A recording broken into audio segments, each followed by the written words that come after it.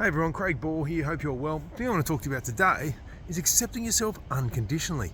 Why do you need to do that, I hear you say? Well, it's an opposition, or it's a replacing of self-esteem. Why is self-esteem a problem, I hear you ask? Well, self-esteem is like a roller coaster.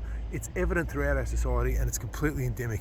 The self, how do we rate the self even, is really a difficult thing to do. But you'll see evidence of protecting a fragile little nestling child's self-esteem by the fact that they get participation medals.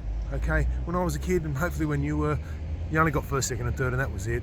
Okay, in life, the real world, as you know, sometimes you don't even get a prize for coming first. Okay, sometimes you just get whatever, and you got to keep moving. So how are we going to do that? Why is it a real problem? How does it go beyond that? Well, to tell you a little bit more, it's about overgeneralizing. It's a conditioned form of self-acceptance. That is, you have to achieve something before you can accept yourself.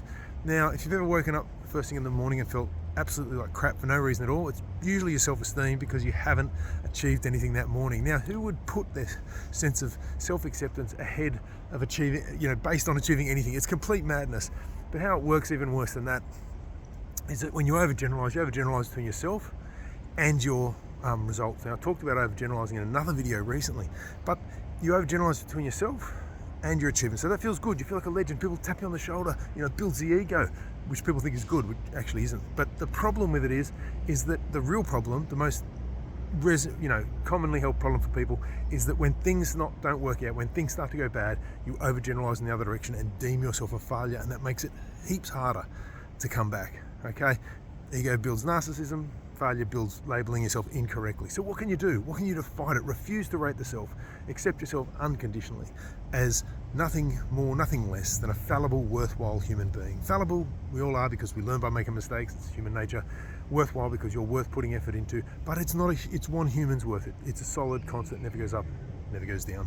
If you'd like to see a little bit more about this, please click the link below or go to changeseminars.com/self-acceptance. Enter your details to get your downloadable guide, the top 7 questions that people are asking about self-esteem right now online as researched, and the responses, so that you can get your head better around this concept, because you need to get it nailed in order to increase your happiness. And watch a video training on why self-acceptance is the answer and why self-esteem is bad. Okay, all right everyone, thanks so much. I hope that helps. I will see you soon.